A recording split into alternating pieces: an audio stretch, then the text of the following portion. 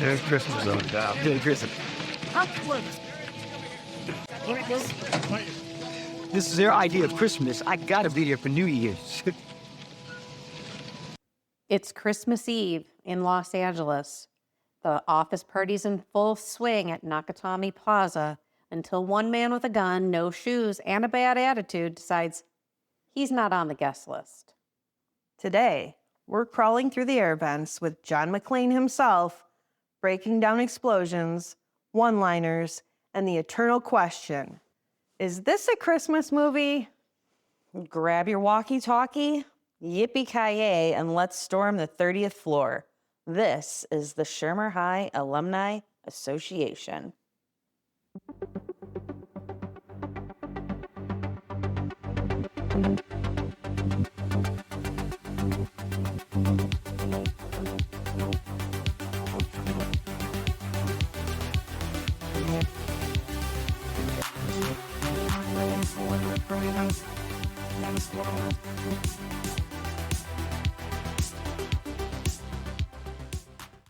I would say hi, guys, but we are doing this on video and we'll post it on our website. And it's very obvious that we're doing this the same night we did the previous episode.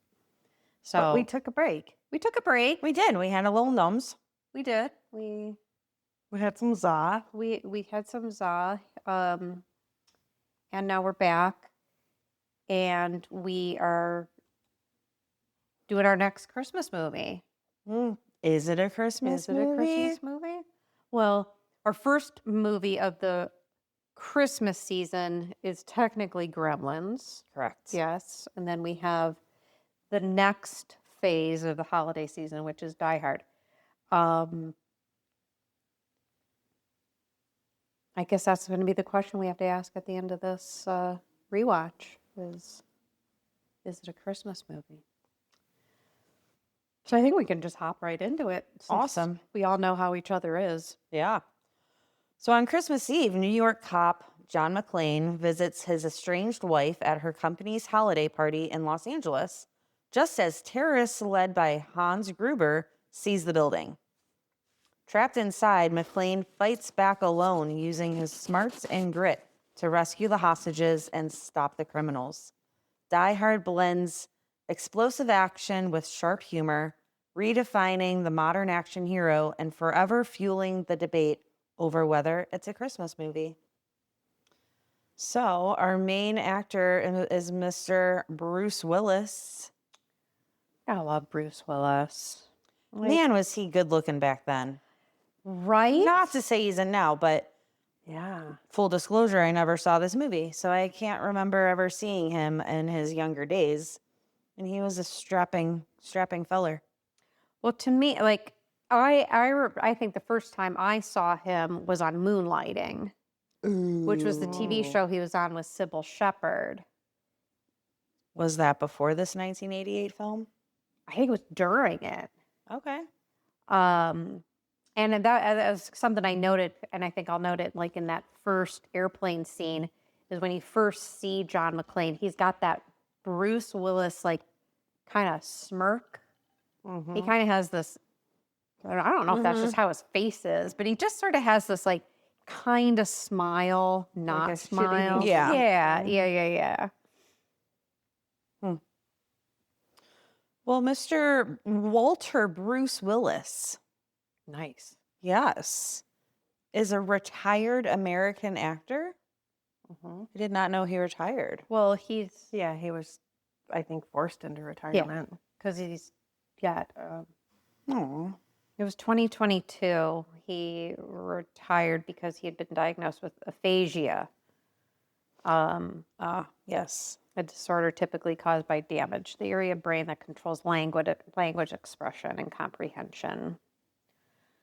He had actually been nominated for a Golden Raspberry Award, and they actually retracted it. Whoa. And the Golden Raspberry Awards, an annual awards for the year's worst films and performances, created a dedicated category the worst Bruce Willis performance in a 2021 movie for Willis's role in 8 films released that year.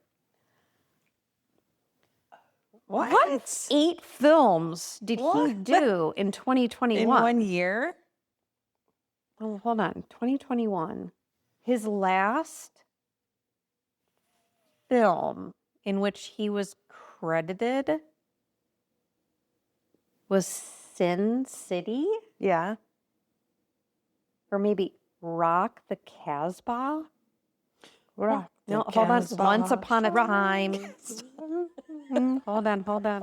The Casbah. Nope, we're just going to sing. The Casbah. Motherless Brooklyn in 2019 is his last credited role in a actual non-direct-to-video film. All right. So yeah, He's been around like he's a been record. around his So the golden raspberry was retracted because they realized that the reason for the reason for his his decline. yeah. That's why they took it back, which was Well, I hope you're doing well, Mr. Willis. I think his wife does takes excellent care of him. So does Demi Moore. And Demi Moore, they are an have seen about extended that, yeah. family. They are an extended family. His And kids take good care of him too. yeah. Then we get to Sir Alan Rickman, Yeah. Oh, Yeah. Metatron. he's dead, you know. He is dead, Yeah. Yeah. Not to mention Snape, but he will always, to me, be Metatron from Dogma. Always and forever. He's everything. He's literally been everything. So this was his film debut, right? Was. And he plays the criminal mastermind Hans Gruber in Die Hard. He has also been in Robin Hood, Prince of Thieves. Critical acclaim for Truly, Madly, Deeply. Very good one. An Awfully Big Adventure, Sense and Sensibility. And Michael Collins. He played, so I'm not a Potter person. What is this? Severus Snape. Severus Snape in all 8 films of the Harry Potter. Oh, Hmm. oh. Professor Snape. Also starred in Dogma. Oh, Love Sweet. Actually. Yes. Hitchhiker's Guide to the Galaxy. Sweeney Todd. Alice in Wonderland. Eye in the Sky. And A Little Chaos. Never heard of that, but whatever. well, prior to that, so through 2005, he had a like aggressive form of prostate cancer. Oh, no. And that actually, so he had to have a prostatectomy, learn how to speak. And that was during Order of the Phoenix. And I think I've seen him in these interviews saying this, that he ultimately decided to return, saying the argument that wins is the one that says, see it through, it's your story. He had a minor stroke in 2015, and he was then diagnosed with pancreatic cancer, which is what he ultimately passed away from. But nobody knew. Yeah. Nobody knew about it. Did he know about it? He did, and only his closest family knew about it. So it was like a Pee-wee thing? Kinda, yeah, Mhm. kinda. Because he was a month away from turning 70. He passed away in his home with his wife, Mhm. who I think they met when they were like 19. Yeah. And so it was a shock. It was a shock to everybody. Yeah. Everybody. Oh, Alexander. what? God and all. God and all. God and off. He had a sad life. Did you read about him? Not yet. I see he was a Russian American ballet dancer. Yeah. And he also worked with Mikhail Baryshnikov. Okay. We were talking about, it was Leah Thompson. Yep. And this guy also had a fallout with Mikhail Baryshnikov, which sounds like a Really? pattern. Yeah, Mikhail Sounds like a him Baryshnikov problem. Sounds like a problem. Yeah. Him and Leah Thompson would make a very cute couple. Well, he's dead. So He died at I know, in he was only 95. 45. yikes. That's so sad. Yeah, but like it sounds like maybe he drank himself to death, but like he wasn't found right away. What? Like it took a little bit.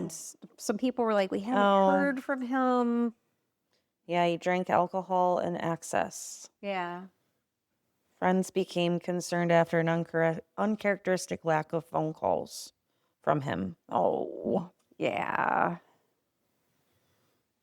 He had been dead for several days. My, oh my. I know. You never want to be. Don't get in that position. Please get help.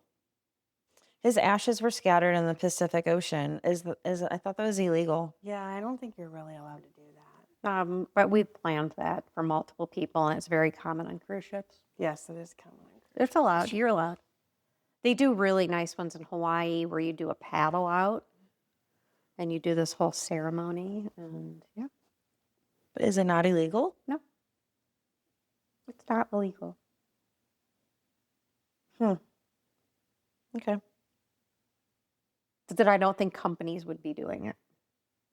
I think they would go out of business. Okay. Like cruises will do, like they'll do a ceremony for Yeah, you. I've seen that on there. But is that in, well, Hawaii's America, You're in but international waters. right. So, yeah. Like I believe it is illegal to go to Lake Erie and dump ashes. Yeah, probably not. Probably not allowed to do that. Right. Yeah. But I think when you're out in like International, yeah. Yeah. No, I get that. Yeah. Well, Mr. Alexander, we appreciate your contributions contribution to Die Hard. to. His future remained in the past. Yeah, I didn't. And Bonnie. And then we have Bonnie Bedelia Culkin, Aunt Aunt of Macaulay. Aunt and Bonnie, Macaulay and Kieran. And Rory. and Rory. Kieran Culkin, man. But she will always be known to me as Camille from Parenthood. One of my top favorite TV shows of all time. Okay, Hands down. who is Camille? The mother, the matriarch. Oh, that's her? Yeah. Huh. The more you know.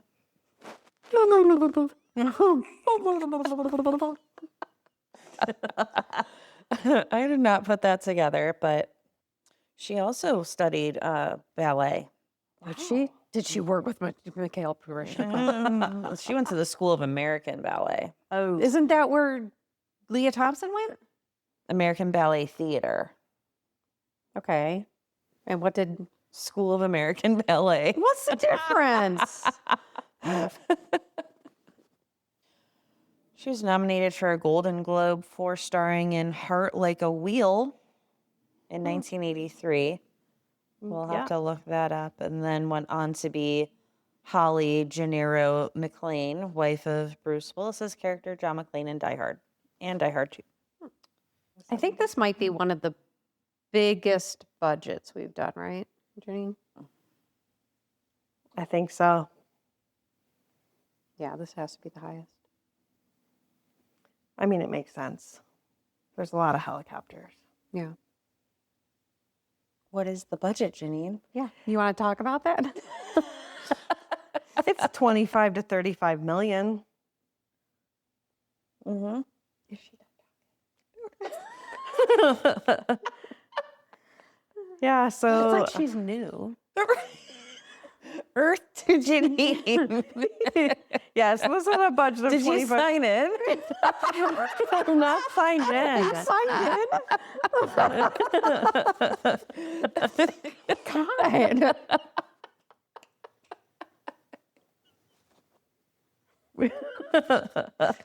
Yeah, so this had a budget of 25 to 35 million, and it grossed somewhere between 139.8 to 141.5 million. It's a lot of money. That's a lot of lot of freaking money. Yeah. This was definitely very popular amongst the kids. Mm-hmm. Yeah. So now, even with that budget, the filming took place almost entirely in and around Fox Plaza in Century City. Situated on the Avenue of the Stars, a mostly unoccupied building was needed, which was under construction, and Fox Plaza offered it. It was secured with two main conditions: no filming during the day and no damage from explosions. So, given the fact that it has a one location filming, that is quite a budget. It's all in the pyrotechnics, right? must like all be. the special effects. Because obviously they did not blow up this building. Right. And I'm trying to think of a movie prior to 88, well, that we've watched that has had that kind of special effects applied to it. And I think this is like the first one. Yeah. But I think you're right. It's like it was the helicopters. It was the helicopter. And the guy from Goonies. Yeah, Shooting up probably. it. I call him that. There's Guy from Goonies. There's not Huey Lewis. There's Lamar from Revenge of the Nerds. Yes. My. So yeah, you ready to get into it? Let's go. Let's do Born it. ready. Yep.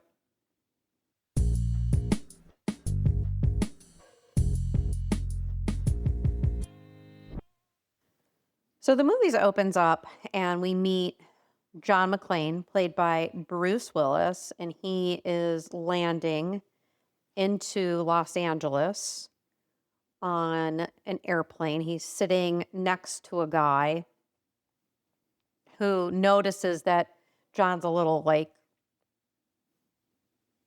tense in that landing and gives him this advice about, the best way to like reset yourself after a long trip like this, because he's obviously come from New York to LA, is you go home, you take your shoes off, and you make fists with your toes. Well, those are like the two things I got out of that was like the classic Bruce Willis smile smirk and fists with your toes. That's what I always do. Yeah. And I was like, well, now I'm going to have to try that. You should. And I should have tried it when I got here yesterday, and I didn't think to do it. So I'll do it when I go home tomorrow. Yeah, I think. And then report back, please. And I'll report back to you guys. And so he, deplanes. He's got this one big bear. So it's like, just like, take count of that. Yeah. I feel like he has two kids. Yes. But, so he gets off and he's at LAX. They do film that at LAX. And so he's there to reconnect with his estranged wife, played by Bonnie Bedelia, Camille, whose name is Holly in this movie. So she has taken on this role at the Nakatomi Corporation, and John has been flown in to attend this holiday party. He is met at the airport by his driver, whose name is Arglye. It's an awesome name. Which is an awesome name. He's like the sleeper hit of the movie, right? He's like the Neville Longbottom of Neville Longbottom. He like chills the entire movie, like in the background, but at the end, he's the hero. He's kind of the hero. He is the Neville Longbottom. You're right. Yeah. He's the star of the show. He John Arglye has him in the like classic 80s limo. He's driving him to Nakatomi Plaza, and Arglye is just like super like nosy. Super nosy. So nosy. And like His first time driving a limo. right. Right. And he's like telling him like all the bells and whistles. Are you married? Are you separated? Yeah. Like, and then he's like, Too personal. you didn't think like, you didn't move out here because you thought she was going to fail. And, you figured she'd come crawling home to you. And I'm like, wow. Argyle, you just met this guy. Shut up, bro. You are getting out of your element here. Why can't I think of the song that plays? Oh, Christmas in Hollis. Yeah. Run DMC. He drops John off, and it's just like today. It's like this is one of these things today. Like it would never happen. Like if your Uber driver dropped you off and was like, "I will wait here for you." Yeah, I'll just wait in the parking Yeah, no. garage. It doesn't work out. Just just give me a call on the car phone, and I'll just drive. or I'll find, or if it doesn't work out, come back. I'll find you a hotel. Things that would not happen today Not at all. at all. They drop you off and they're like, yeah, fuck Later, Bye. bye-byes. And so he arrives at the party, and I wouldn't say he stuck out, but like the boss, Tagami, what the boss's name, off. Mr. Dude. Mr. Tagami. Tagami, and he talks to him, and he's like, well, Holly is in the vault room sending some faxes. And back up. So we see Holly earlier when Mr. Tagami is kind of making a speech to all the staff. And you see her kind of walking through, and she's holding this huge stack of like dot matrix reports. And I'm like, oh my God, that so takes me back to self-funded days. And like, we still had that. We worked on a mainframe. We had those kind of reports that got printed out. Like, it was wild. John gets brought into Holly's office, and Ellis, who's one of the coworkers who's been hitting on Holly, like, gross. The guy's gross. Yeah, it's gross. And Mr. Tagashi brings John into the office. I'm just going to keep changing his name. Mr. T. We're just going to call him Mr. T. Mr. D. He doesn't live long enough to know. Spoiler alert. Spoiler alert. So he like brings her. So they're all in this office, and it's awkward because they're standing at awkward positions. And then Holly comes in, and you can tell just like by how they both look at each other, just how much they love each other. Like you see it right away. But then like Ellis, man. Wasn't he doing lines on her desk? Yeah, he was doing and that's something John like points out to him. He's like, he missed some. Yeah. Yeah, Mr. T is like, this is John. He's a police officer. Yeah. This Yeah. Like- oh, that's why Yeah. he pointed it Yeah. out. Yeah, He's like, you probably shouldn't be doing This is one. Brenda's cop. Holly's policeman. Yeah. Like, you might not want to be doing that in front of him. And then Ellis, because he's all fucking jacked up, he's like, show him the watch.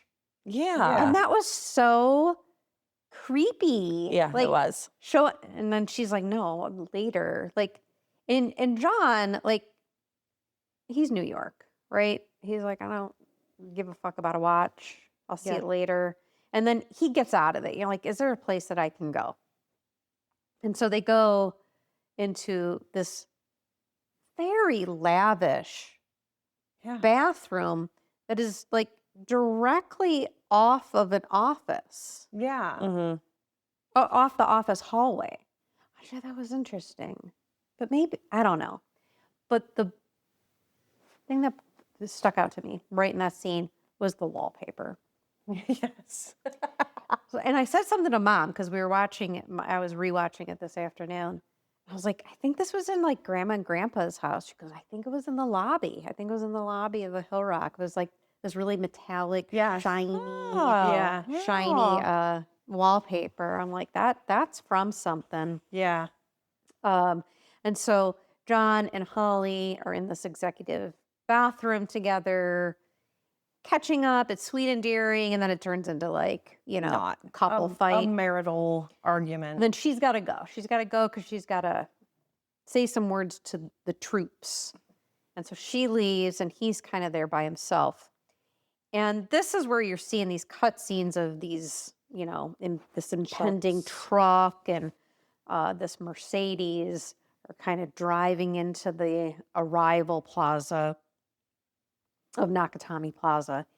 And this is where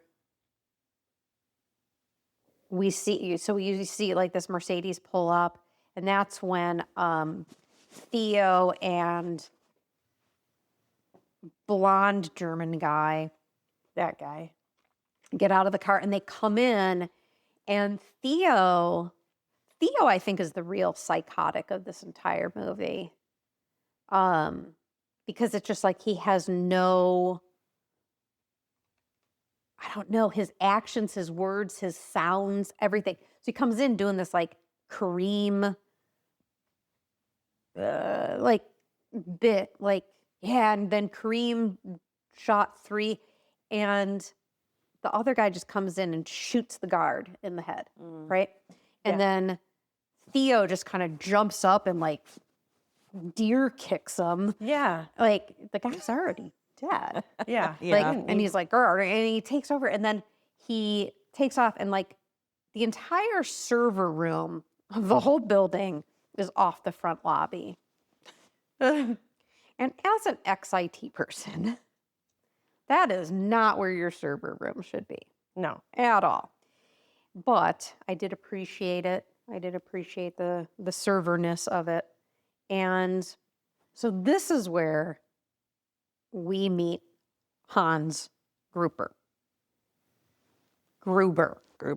So they come in back, so they radio down to the truck that's down in the parking garage that Arglye doesn't see for whatever reason. And so they start backing that truck up, and it opens, and out comes like the guy who's not Huey Lewis, and then Alan Rickman, you see him. Do you know what guy I'm talking about? Yeah. Because at first I was like, oh my God, Huey Lewis is in this movie. No, he's not.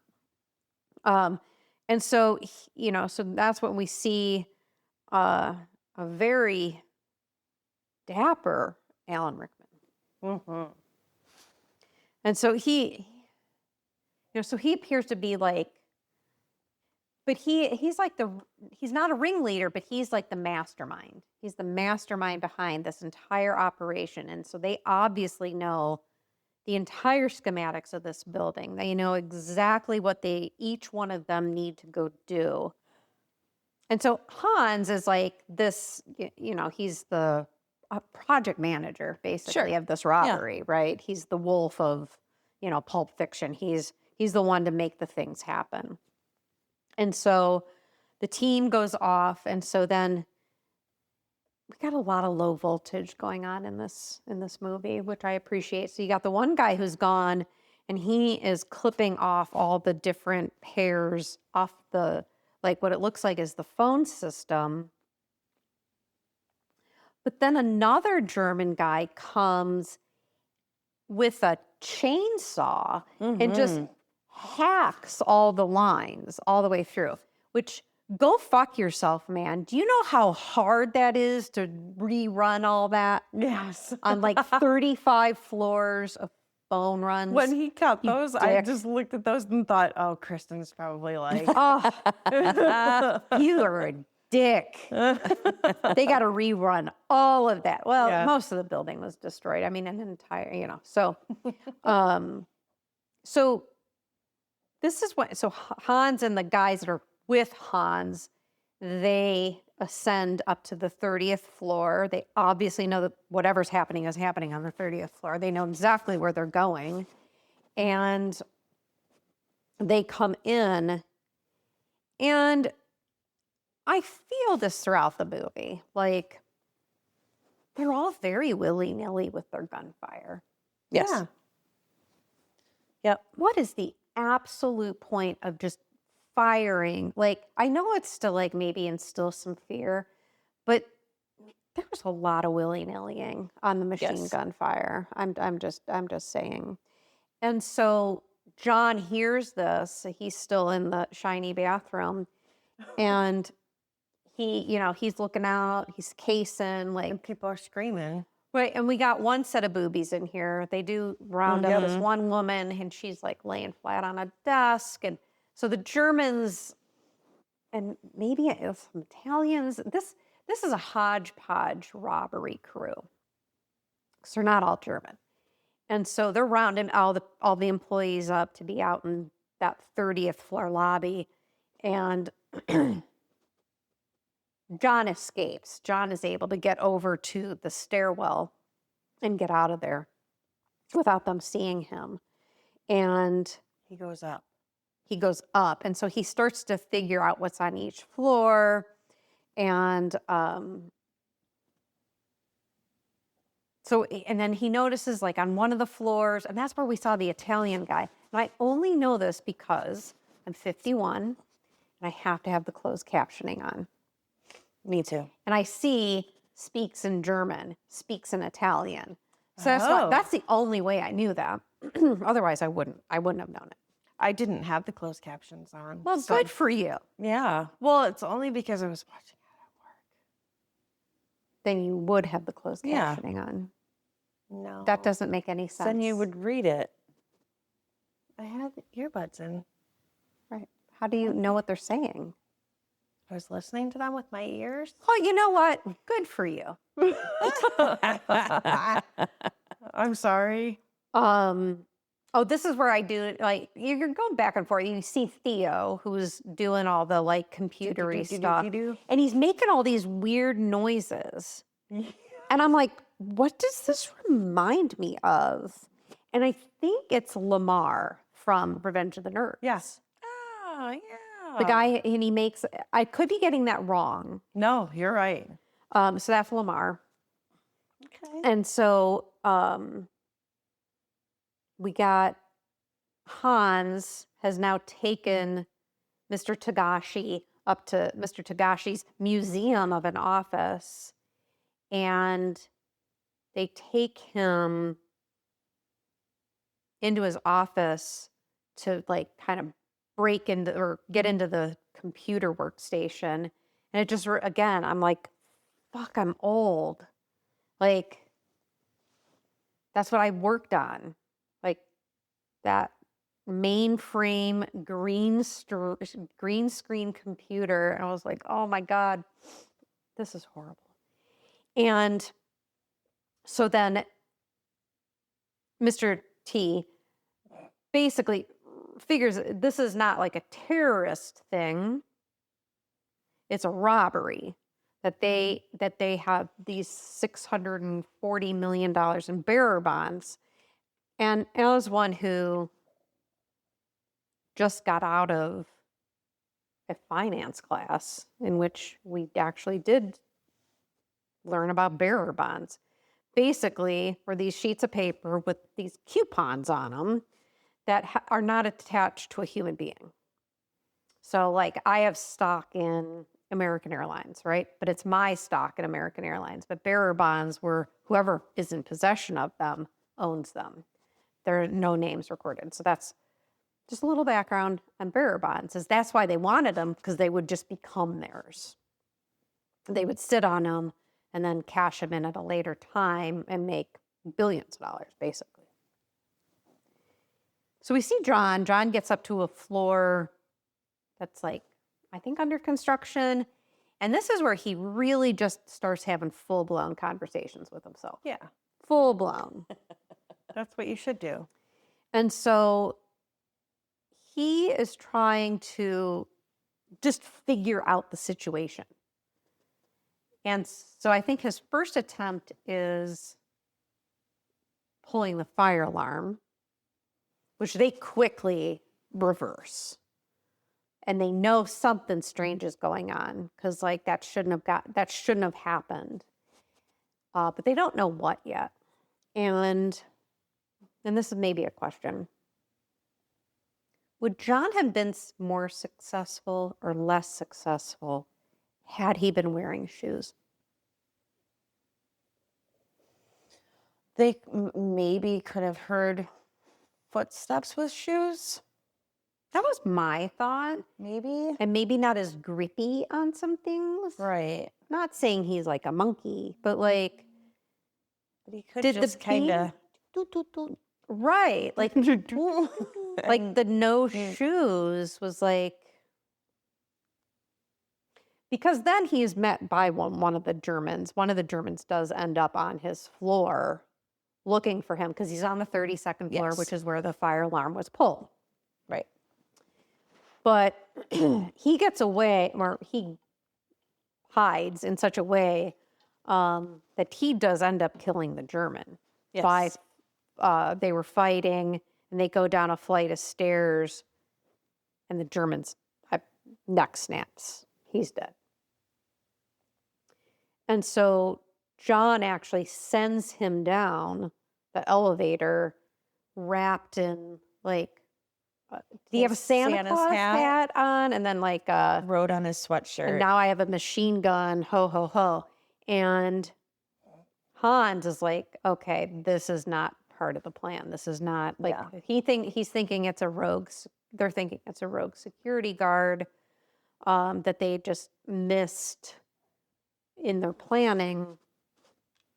But Hans doesn't think so. This just seems a little bit beyond a security guard. So okay, this is a long movie, right? I think, and I think it's the longest movie we've done so far.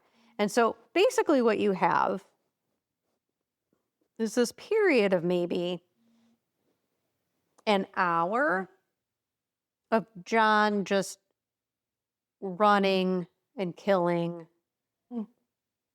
and running. And this just kind of goes on for a while.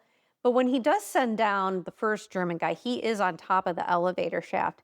And his elevator shaft skills are fantastic. Yeah. How does he know how to do all Yes. that? Like Cop training. when I was in... Do you learn that in cop training I don't school? see why you wouldn't. No, maybe like I could see maybe firefighters, but like I would never have thought like the pull to unlock the door, like genius. And he knew like when he got to the top to like lay down, like he just, I don't know. How he was just very proficient in, and that's old style elevators, like cables. They don't really do the cables anymore. Yeah. Those aren't really done I anymore. feel like a New York City cop should have all this training. I really do. I agree. But it did bring me back because especially when he went to the top and he kind of comes out over and you're still in this construction. Like when I was in hotels, that was the scariest part of my job was when I would go by the empty elevator shafts because the elevator cabs haven't been put in yet. And it's like, Yeah. no. But it was like exactly that. That was very accurate. That's when I was like, this isn't a set. Like this is like done in a real building. Yeah. At this point in the movie, I think it goes from suspense to just like pure chaos, right? This is when explosions start happening. This is where because off the German guy, he got a radio, right? He got a radio and he's able to radio for help. Yeah, and screw that dispatcher. Oh my God, that dispatcher. I just want to punch her in the her. freaking ear. Like, sir, this is like, does this guy sound like he's Right. joking? apparently. Like, it was so upsetting. Yeah, it was. So, but But I love when he was like, I'm ordering a fucking pizza. Yeah, What do you like, think I'm doing? it was hilarious how inept this movie made the LAPD. Yes. Just the entire Yeah. movie. Yeah. Like the deputy sergeant, everybody. And so, the dispatcher's like, yeah, send a black and white over there. And so they radio over to who we come to know as Sergeant Al. And he's just buying all the Twinkies in the like 7-Eleven or Wawa or whatever he's in. And the clerk's like making fun of him. Yeah. It's like, my wife's pregnant. Sure, sure, buddy. Like, and so Al becomes like the buddy. He becomes the partner in this whole thing, right? I don't know. You got just such a like excited look on your Yeah, face. What is it, Lassie? I'm thinking of something about him. He was He's Steve Urkel's Urkel's dad. Yeah. Yes. So, But I so was like, I was in a pool with Steve Urkel in West Hollywood once. That's weird. that's weird. Isn't that weird? I could tell you the name of the hotel, but I'd have to look at a map. But yeah, I don't think that's important. What's important is why. And did you say hi to him, or did you like acknowledge? I think we did. Were you like, Steve Urkel? And he was like, That's me.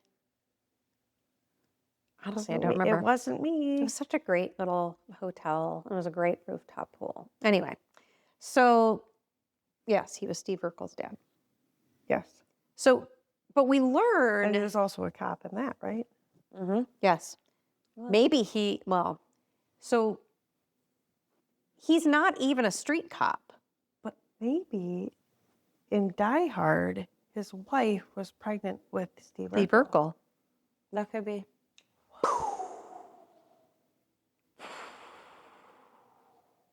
The timeline doesn't match up, but No, I was just thinking. yeah, that. the timeline doesn't match up, but yeah. So they radio to him. It's not just a general call, like who's closest. I'm just making up cop stuff. I don't know how cops decide these things. But like it's specifically radioed to him. But he is not a street cop, he's a desk jockey. So I just thought it was interesting that he's radioed for this. Because it's not like they know where he is. It's not like they have GPS on these fucking things in 1980. They didn't know he was at the Wawa getting Twinkies. Exactly. Right.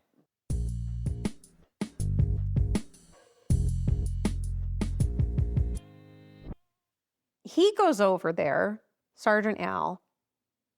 He goes over there. Urkel's dad. Urkel's dad goes over there and he goes to the building. And not Huey Lewis, I believe, kind of tells him like, That's cool. Everything's but good. everything's good. You can look around. Everything's fine. I'm just watching the feetball. And I thought that was very brave. It was. It was a bold move, I felt, like on their part, considering how much was going on above. They had it all planned out. Yeah. It was still interesting. He leaves. He leaves and he's kind of like, there's nothing going on here. And John's up at the top and he's seeing this cop leave. And he's like, no, like this Hell guy no. cannot leave. This guy. And then all of a sudden, you see this dead body just like land on top of his cop car, right?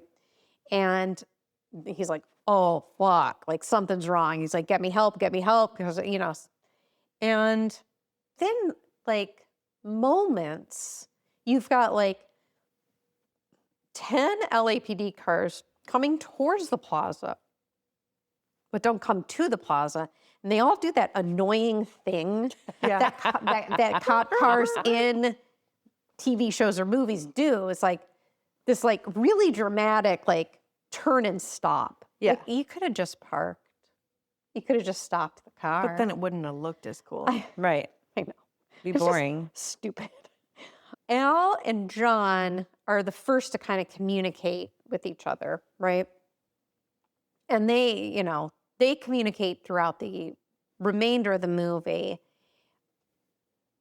But not long after, the vice principal from Breakfast Club shows up. Yes. And he's the most inept deputy chief Yeah. on the face of the planet. And he's so, a jerk. and he's a jerk, But pompous. he was in Breakfast Club too. And he was a pompous jerk. Right. And he actively sets this whole thing back, right? Yes. But Hans doesn't mind this. Hans does not mind that they're just fucking up, Yeah. right? Well, yeah. And Al's trying to tell them this is a terrorist thing or this is, whatever. And he's basically being told, like, you're an idiot. You don't know what's going on. And the guy you're talking to is probably one of the terrorists. And he's like, no. And then all this gunfire starts coming. And Al's trying to tell him, no, they're going for the lights so they can get the lights off the building. And he's right about everything, right? Yep. And I know this is out of timeline, but at some point the FBI shows up. And the bad guy from Goonies is one of the FBI agents. So we can't even get like a regular officer there. We get a desk officer, and then we escalate to the FBI. Well, we've got the desk officer, and then we've got the deputy chief of police, and then he's with some officers. Yeah. And then you've got the semi-truck of LAPD. So you've got all of LAPD really there, but then the FBI shows up. And they go into protocol, I imagine. This is the protocol we're going to do. We're going to go and we're going to cut power. We're going to do this and this. And all of it fails. Everything they try is just a mess. And I do believe I don't know if it's the FBI or the LAPD who send in the tanker. I think that was the FBI. And that ends up getting Blown up. So they're just getting guys killed. Yeah. And they're And just like, oh, nobody's listening to Al. Nobody. yeah. Poor Well, Al, Poor Al. he just wants Twinkies. being discredited. So Hans is starting to, he knows somebody is starting to pick off all of his guys, right? I watched this twice and I still don't understand the glass shards because that seemed to take up a lot of time. Where John got all the glass shards and he's cleaning out the glass shards from his feet. It just dragged on for a really long time. It's like that scene in Friday the 13th where the girl was just making tea for like ever. And you're like, I can't get this fucking time back. Yeah. That was kind of how this was for me. So Hans and John start interacting with each other. John kind of, he's radioing, they're talking. And that's when Hans starts calling him a cowboy. Right? Mm-hmm. And this is one of the famous lines from it where he, you think you're a John Wayne or blah, blah, blah. And John says, no, I've always saw myself more of a Roy Rogers. And then that's when he's multitasking in all of this, which is fantastic. And as he's about to leave the floor he's on, this is when he cuts communication with Hans for a bit. He's just like, yippee-ki-yay, motherfucker. Is that a Roy Rogers? I think yippee-ki-yay is. Well, yeah, not motherfucker. Obviously not. Do we know what that means? It means let's go. Yeah. Oh, also, Like- what is $650 million today? From 1980. 640? Was it 640? Yeah. Yeah. It's a big difference. That would be 1.75 billion. Okay, so it was a significant chunk of change. It's a nonsensical cowboy phrase used to express excitement or a cheerful shout. Okay, great. Well, that's good to know. Motherfucker. So we do get back to Theo. We go back and forth with Theo to see his progress because he's got to, and he has told Hans earlier on, he needs like 2.5 hours. And that's why they have to kind of drag this whole thing out. That it's not a in and out kind of thing, is that the code breaker needs almost 3 hours to get all of these locks open so they can access this vault. A long time. It is a long time.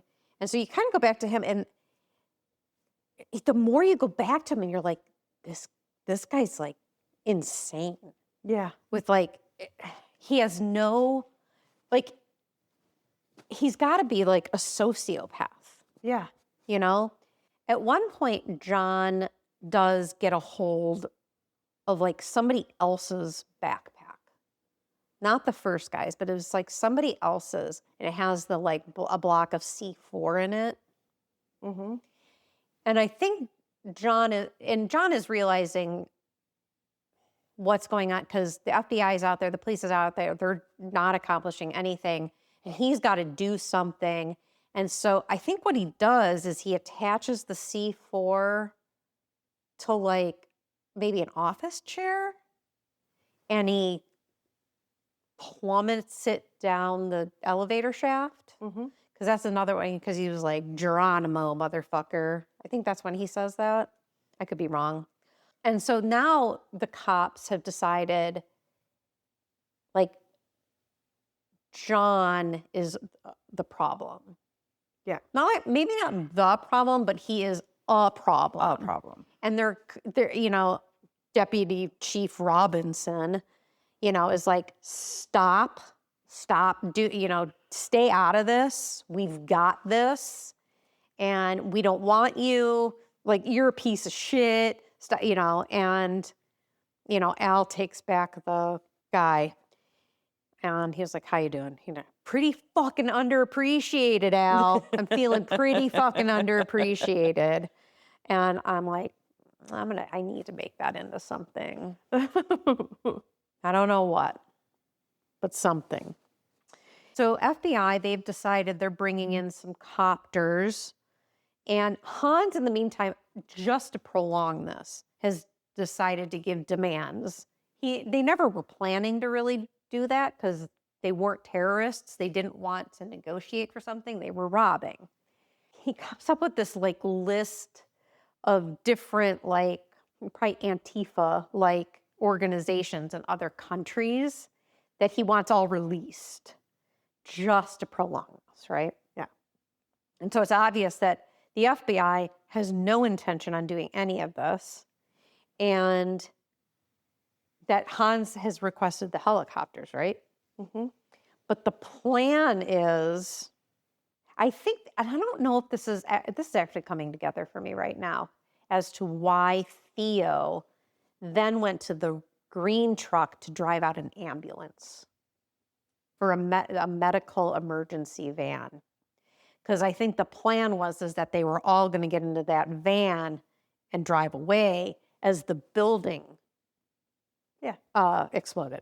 Yeah. Right? Okay. I'm a little slow on the uptake. It's okay. You're old. But that, Real right. old. So that was the original plan. It doesn't end up that way. Thwarted. It is thwarted. Ellis decides he's going to go in and he's going to talk to Hans. He's going to help Hans. Yeah. And basically Be the hero. be the hero. And it's like, but he doesn't give up Holly. No. Like, he does not give any indication that Holly is John's wife, and that he says, you and I are old friends, And John is like trying his hardest to, tell Hans, I don't know this guy. I don't know this guy. I don't know this guy. Because he knows Hans is just going to kill him. Yeah. Right? But Ellis doesn't know that. Ellis doesn't know that that's what's in Hans's mindset. Because he doesn't know what John has done at all. Mm-hmm. He just thinks John's like running around willy-nilly, fucking up this robbery. Yeah. Being a vigilante. Right. Hans kills Ellis. How do they find out he's John McClane? The media finds out who John McClane is before they do. Mm-hmm. I'm with it. And so the media is like, this is the girl, find out this is who he is. He's a New York cop, blah, blah, blah. And so they find out all the information about them, show up at their house where the maid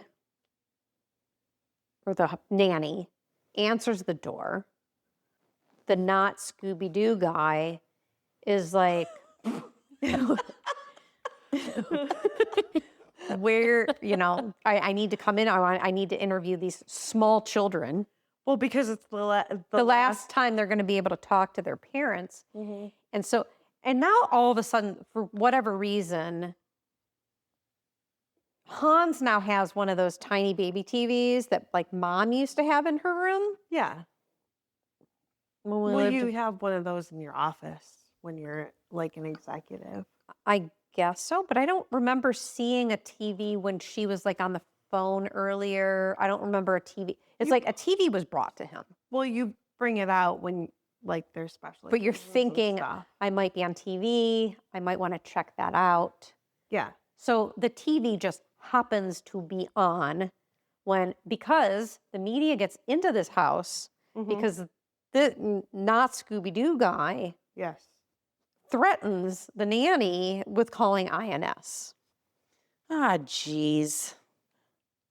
So he gets in and they interview the kids. And so Hans is seeing this and he's like, wait, Wait a that minute. little girl looks like that little girl. Because the girl, the guy, the media guy's like, what do you want to say to your mommy and daddy? Yes. So I don't know how they knew there was a mommy in there. I don't know. Because she was using her maiden name, Right. Geronimo or Garamo or whatever it was. Whatever.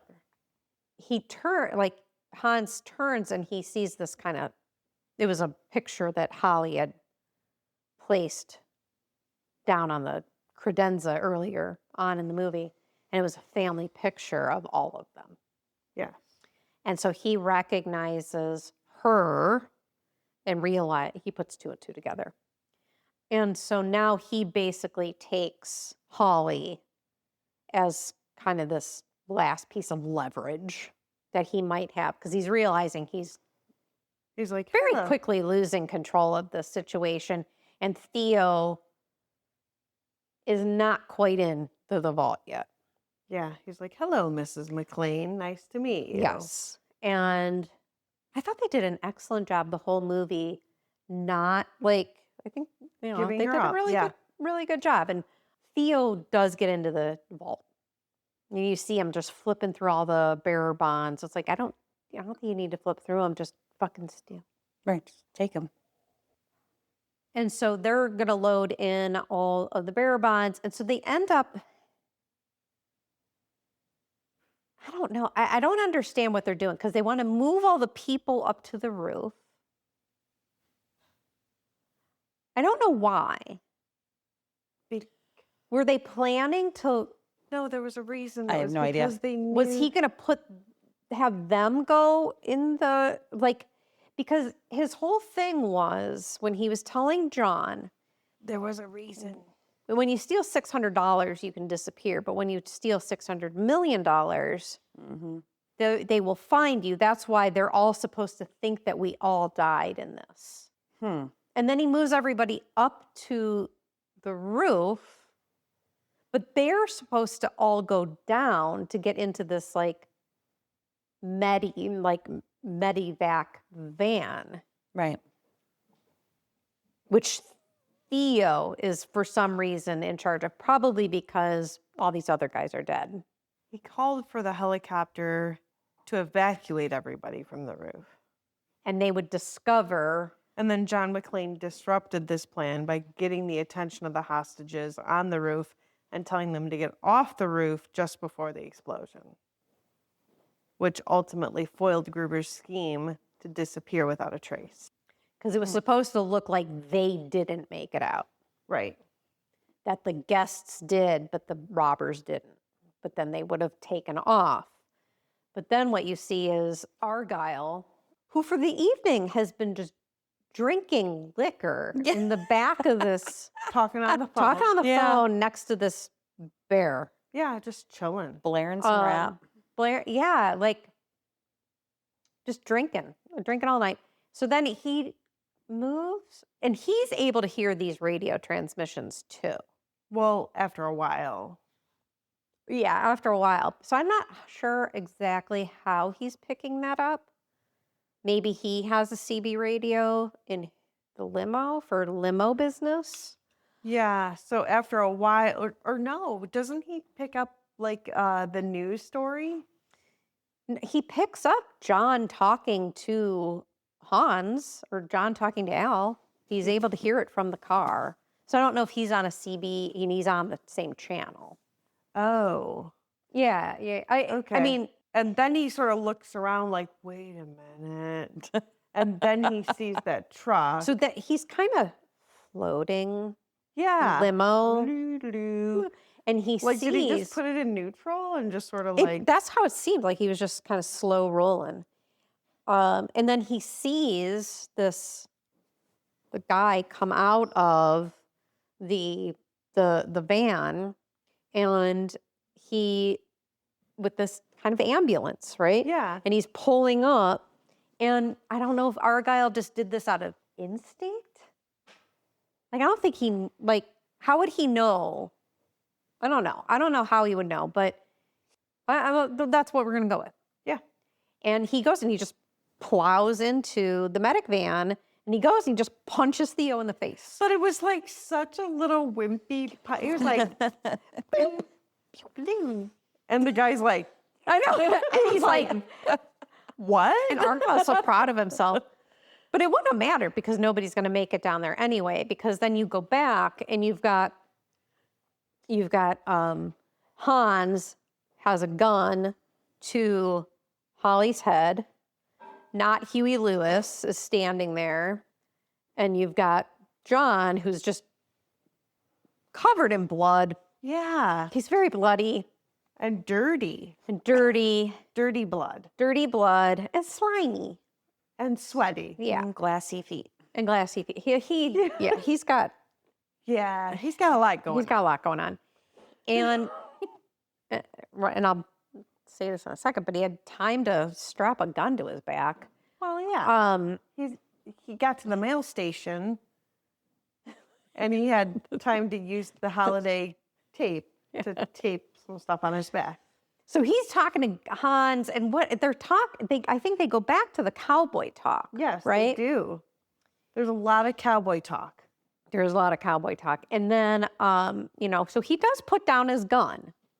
He puts down his gun, and, they're talking back and forth. And yeah, It's our dad. our dad is here. Hi, Dad. Hi, everybody. No one can hear you.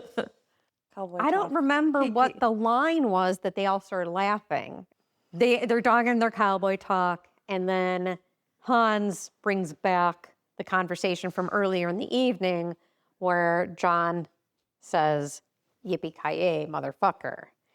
And he starts to laugh. And then John starts to laugh.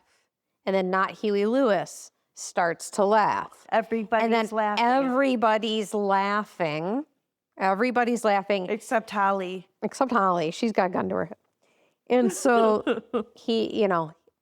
John's got his hands behind his head, and then it pans back, and you see he's just got a whole other gun taped to the back of his body. That must have been really good tape, because he was very bloody and sweaty. Yeah. Mm-hmm. That would have to be like gorilla tape. Yeah. Yeah, like really sturdy tape. And that would hurt coming off. I think there's going to be a lot of things on John that hurts. I think that might be the least of his worries. And so after all this maniacal laughing,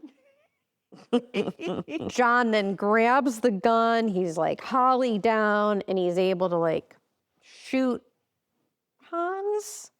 Yeah.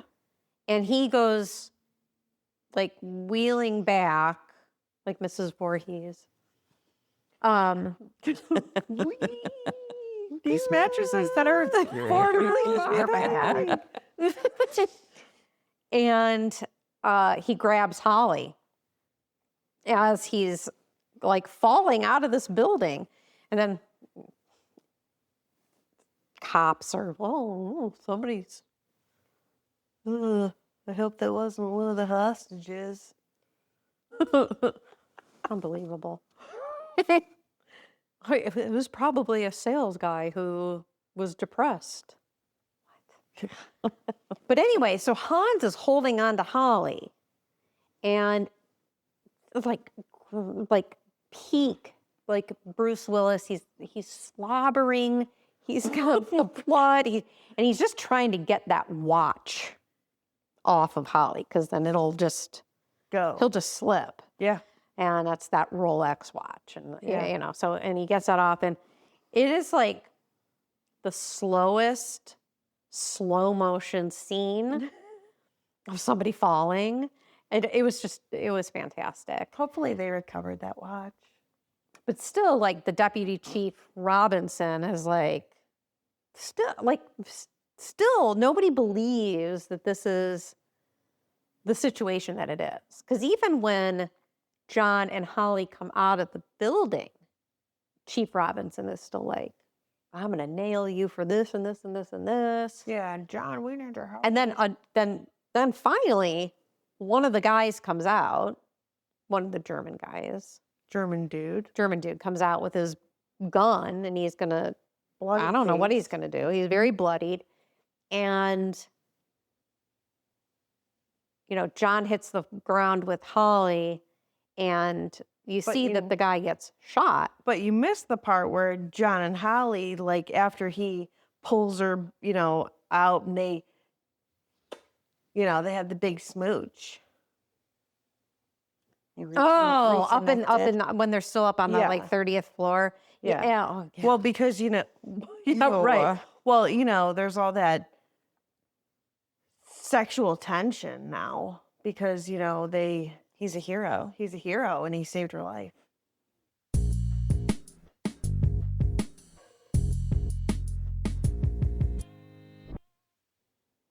John and Holly hit the ground, and the bloody German guy is going to kill some people. And you see a couple gunshots go off back and forth, and then one more, and it's Sergeant Al. Yes. And so he has redeemed broken out of that desk job. That whatever mental space he put himself in to not go back out on the streets. And so you're like, yay, Al, we love you so much. Well, it's because he killed a kid. Well, yeah, right. And so that's when you see the limo pulling up, and I think Al's ready to, he's like, and John's like, no, he's with me. And he, puts his arm around Holly, and they start walking towards the car, and the newscaster stops, is trying to stop them. Now that this is over, how do you feel? Or what do you, whatever he asked him. And Holly just punches him in the face because he went into her fucking house. Yes. And that was fantastic. And that was really the last That's awesome. bit of the movie. Yep. Because they, Arglye, opens the door, lets them into the completely, at this point, fucked up limo. And is like, if this is your Christmas Eve, then I cannot wait to see what New Year's is. Yeah. They get into the limo, and you see John and Holly again kiss, and they drive away to the Christmas music. And that's what makes it a Christmas movie. Yeah. Wonderful. Terrible. It's a wonderful life. It is. What is it at the end? Let it snow? Yes. So, yeah. And scene. Yeah. Scene. Well, the critics absolutely loved this movie. It had got a 94% on both tomato meter and popcorn meter, which, yeah, go Die Hard. There's a review from the Daily Beast. Well, yeah. Mm-hmm. Have you heard of that?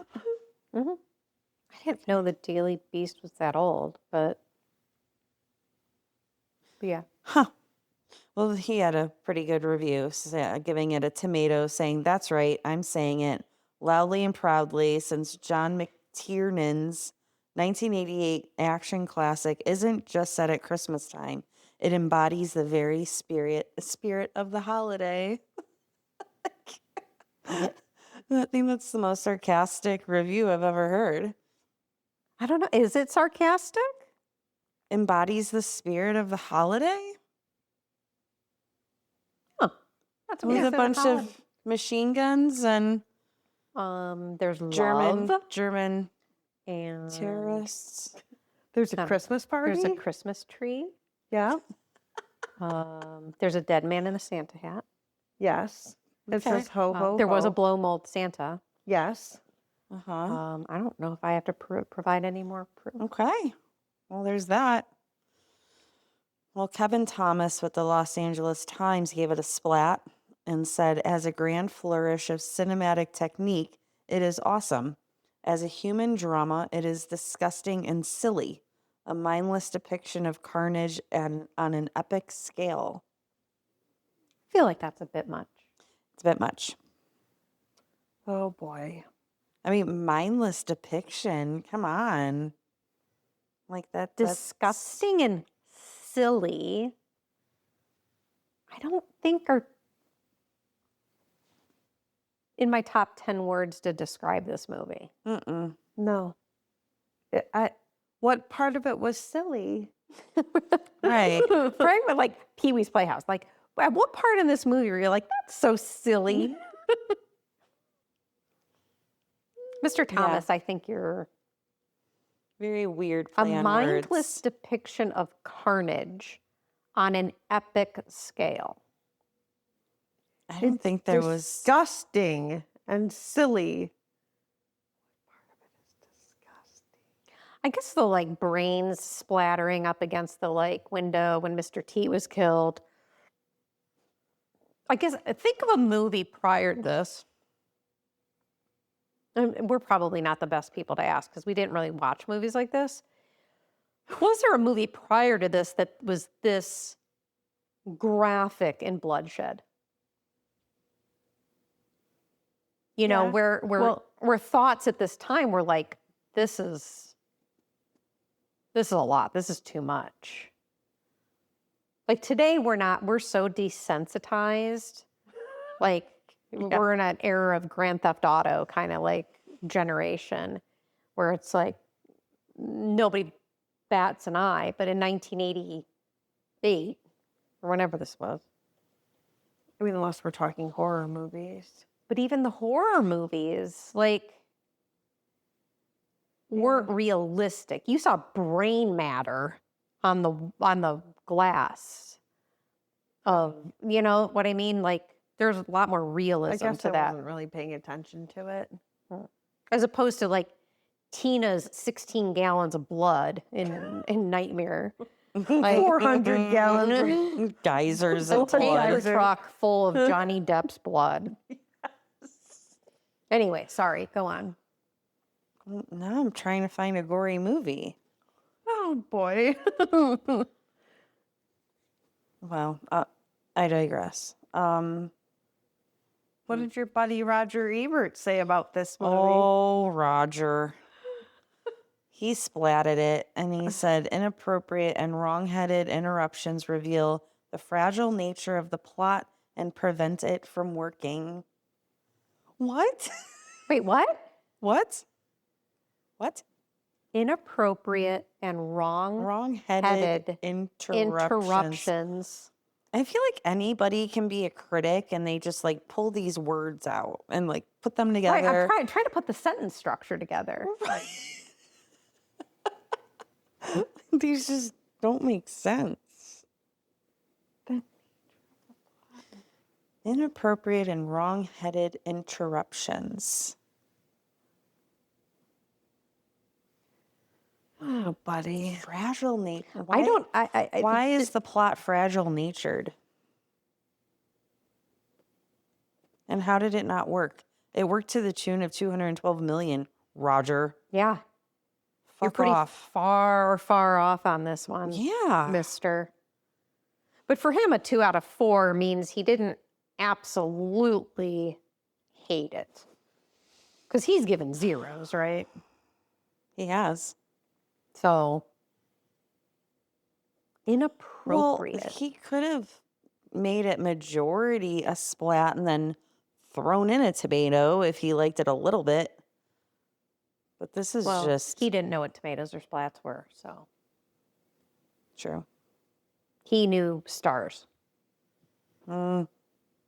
And he gave it 2 out of 4 Well, stars. it's a 50%, so Yeah, I don't understand the sentence structure of that sentence. no, me neither. Okay, so Die Hard was 88. But this movie is the one that's considered like the one that kind of, well, here, I think this is it. The everyday guy. Terminator was the Terminator, True. but John McClane is just a guy. He's So I just think an everyday New York cop. he was just an everyday. So you had things like, what was the bus movie? Speed, and like the action movies and airplanes and all that. Like, so this really like Snakes on a plane. maybe. Killer Clown in Outer Space. Roger Ebert was notably unimpressed by the action-packed spectacle, giving Die Hard just 2 out of 4 stars and taking issue with the unnecessary adornments of the script. Oh, Ebert was extremely critical of Paul Gleason's character, Dwayne T. Robinson, the stubborn and now-nonsense LAPD deputy chief, who serves as an antagonist presence because of his skepticism. And Ebert referred to him so willfully useless, so dumb, so much of a product of the idiot plot syndrome that all by himself, he successfully undermines the whole entire last half of the movie. While Ebert felt that Robinson brought down the film because of his lack of intelligence, Gleason did, in fact, serve his purpose and added some extra tension among the core characters as they carried out their risky mission. Yeah. This is an interesting one on the cringe scale. Are we getting soft? Like, I don't think it's cringe. I guess I'll give it a kind of cringe. Why? I don't know. For the hell of it? I think so. Like a 1. I'm giving it like a 1 out of 5. I think the casual use of cocaine, Who doesn't use cocaine? the naked secretary on the desk. So there are some tropes in this where It you're was like, an 80s holiday party. I know, like who wasn't doing that? I reference everything back to Adventures in Babysitting, and it's like, Why? Word. because that was It so sets cringy. the bar. It sets the bar of cringe for me. And there wasn't anything that I felt like I had to look away from. I thought the storyline is very clear. I thought it's a long movie, but it did keep me interested. Yeah. I don't know. So I don't know. I'm going 0. I'm going like, there was no cringe in it. And I probably would watch it on a Saturday during the holiday season. And I do consider it a Christmas movie. Fair. Yes. I'm going to agree with not really cringe. I'm also going to have a full disclosure that I only watched half this movie. So you haven't even seen the other half that we've talked about. Right. And that isn't anything to do with the movie. It's just my lack of timing to do so. But I am How actually. dare you? I know. I was doing this whole surgery recovery Yeah, that's thing true. and things, and Then you should have had plenty of time. I was sleeping. But do watch the end of it. I want to watch Okay. the end actually, because I got to the point where I was like, I don't have No. time to finish this, but I want to finish it. Yeah. And now you're invested. Right. Yeah. So now I actually do want to see how it all plays out. Yeah. But from what I saw, I was not cringed out. And at this point, I think I would have it on in the background on a Saturday while cleaning the house. Okay. Always comes back to her cleaning her house. I think it does for all of That's- us at one point or another. I've never cleaned I've- my house. Because that's what I do on Saturdays. My house is just perpetually. I've had it a for a mess. few movies where it's like if I'm cleaning and it's a Saturday and it's on, I'll keep So I it always on. have a TV on somewhere while Yeah. I'm cleaning. Like, yeah. I will say that there's a lot of movies that we have watched that I struggle to get through. Like I'm pausing, and I'm like Is this over yet? pausing. This was one that like I felt like I could just keep watching because I was engaged. But I was Mhm. like, okay, what's gonna happen next? What's gonna happen? And like I'm not normally an action movie kind of gal. Yeah, same. Yeah. And I would say that normally if somebody's like, "Oh, we're gonna watch this," I'm like, Yeah. And so when I saw that we were gonna watch this, I was like, and I have never seen this movie before, which is like, so I wasn't really excited to watch it.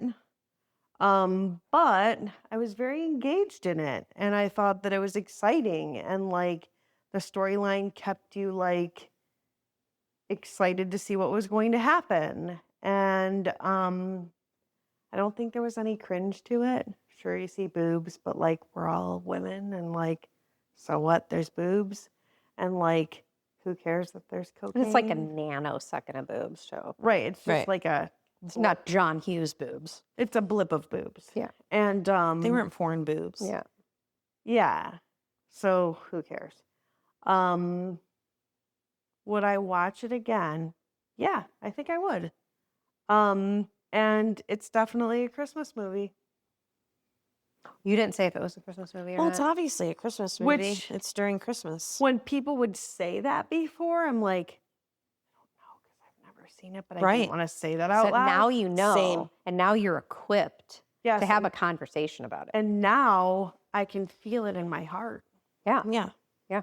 I mean, it obviously took place Christmas Eve. It is a Christmas movie. It is. a It was Christmas just movie. a series of unfortunate accidents. It's as much of a Christmas movie as Gremlins. Or Home Alone. Or It's a Wonderful Life. Mm-hmm. Very, very similar. Right. Yeah. Or Miracle on 34th Street. Yeah, same premise. Yeah, all the same. So, yeah, Die Hard. Good movie. Yeah. It was great seeing you guys. Back at Great ya. seeing you again too.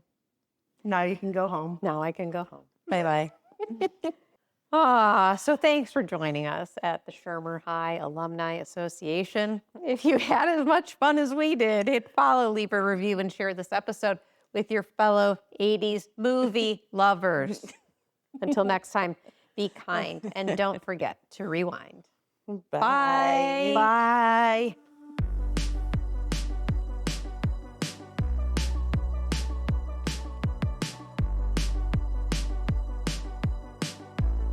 Bye.